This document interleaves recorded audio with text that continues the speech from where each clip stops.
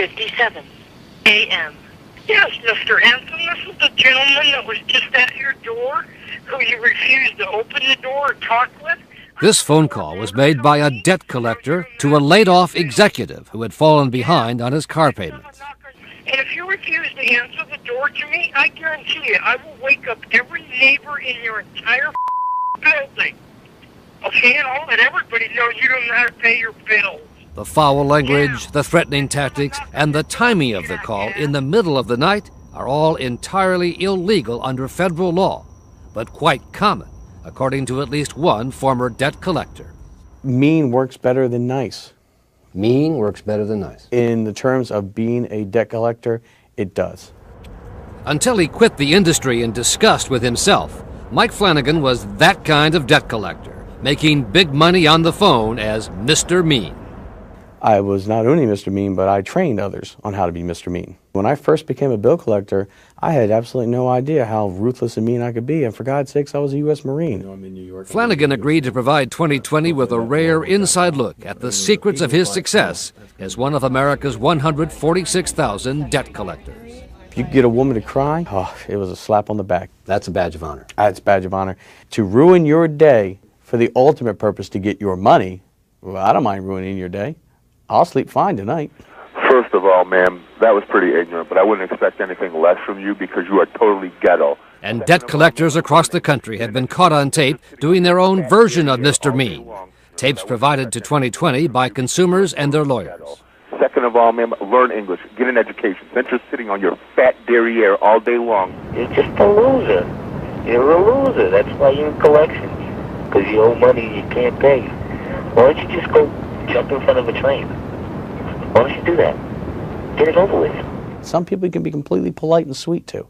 Other people, you ram your fist down their throat and you pull the money out from their gullet. But you get the money. Hey, Greg, you got my breakfast ready? Where's my biscuits and orange marmalade and sausage? Where's my $40,000 that you owe me? In this call, the debt collector is not only rude, but in violation of federal law, as he threatens to tell others about the consumer's debt. I guess I'm going to have to call this other phone number I got. See if your ex-girlfriend can get in contact with you. We'll see if we can't get her riled up enough to get you riled up to get you on the telephone. You make the decision. You want to be a man, or you want to hide behind the telephone like a little bitty mouse? What do you think of that? If you think for 1 minute I'm going to defend that, you're terribly wrong. It violates the law in so many ways. Hi, Jennifer. This is Roseanne Anderson is the general counsel of the Debt Collectors Trade Organization.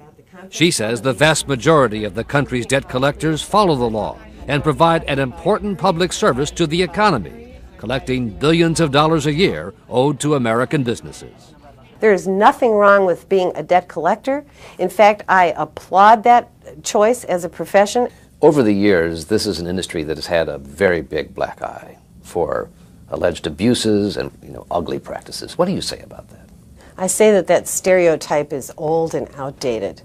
Yet the most recent report by the Federal Trade Commission, which regulates the industry, found the number of consumer complaints had jumped 14% to a record level. I need you to stop calling my dog. No, I'm not. Because I'm not going to do that. Among the most frequent complaints, the illegal practice of calling consumers' workplaces to reveal the debt to others. Do not call me at work. Call me at home. You have called me 7 times. You have called me 7 times at once. We'll take the proper steps and I'll work out with your employer. I won't call you no more. I'll speak with the payroll department. You have anything else to say? If you do that, you will get me fired. Whatever the case might be, if you can feel it, what do I care? You're not paying the bill anyway.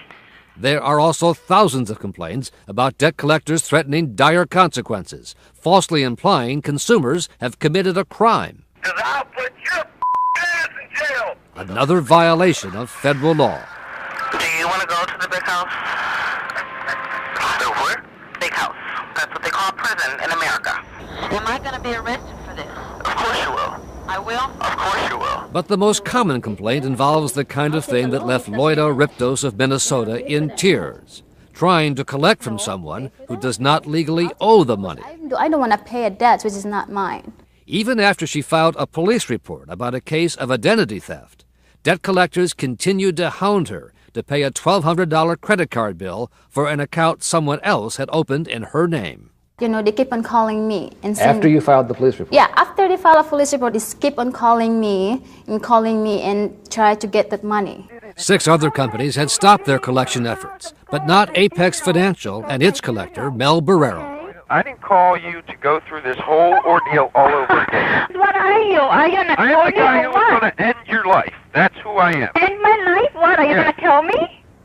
No, ma'am. You have no right to tell me that you're gonna end my I have life. every right to tell you that. Like, I was just like, you know, scared. Has any man ever talked to you like that before? No, never. I mean, no, never, never. This building in Tempe, Arizona, is the Apex Financial Calling Center where Barrero worked. We tracked Barrero down here in Phoenix, and he promised to meet us in this parking lot to tell us his side of the story, but he never showed up. On the phone, he said, the abusive phone call was the result of pressure that he was under from Apex to meet his weekly quota of collections. Persistence breaks resistance. These collectors want to get paid. They're paid on a commission, they're paid on a percentage. Minnesota lawyer Pete Berry has made a career out of going after debt collectors and now represents Loida Riptos. She's become a victim and has been re-victimized by a creditor that really has just gone wild. You've got to be tough sometimes, don't you, to get that money paid? People should pay their debts, and debt collectors have a right to be persistent. At the same time, there's no justification for abusing a consumer to get a debt paid. You're the one who's refusing to pay your bill. In a statement to 2020, Apex Financial said the collector, Barrero, was fired for other reasons, and that the phone call made by Barrero should not cast a shadow upon the hard work and ethical conduct of other Apex debt collectors, all of whom it said, including Barrero, go through a rigorous training program. A good debt collector, his or her job is to help find a solution. But for the consumers, they're not really their friends. They're not their enemies. They're not? No. No, absolutely not. A debt collector is not the enemy of the consumer. But Mike Flanagan says as a debt collector, he viewed himself as the consumer's worst enemy, until one day when he tried to contact a debtor and got her sister on the phone instead. And the woman says to me, well, why are you calling? I said, it's not your business. Where is Kim right now? I want to talk to her right now. And the phone got eerily silent for about 3 or 4 seconds. And the woman then told me, Kim's dead. She was in the World Trade Center on September 11th. And, man, that hit me like a ton of bricks. Kimberly S. Bowers. Kim was 31-year-old Kimberly Bowers, whose sister confirmed to 2020 the debt collector's call. From that moment on, my faith was gone. You lost the drive. I lost my belief that being a bill collector and training these people to do the things that we were doing was absolutely righteous. I lost the ability to not care about the debtor. Flanagan says the best thing consumers can do to stop people like him is contact the Federal Trade Commission, get a lawyer, and get the proof on tape. I am the guy who's going to end your life. Why don't you just go jump in front of a train? If someone knocks on your door, jackass, open it, you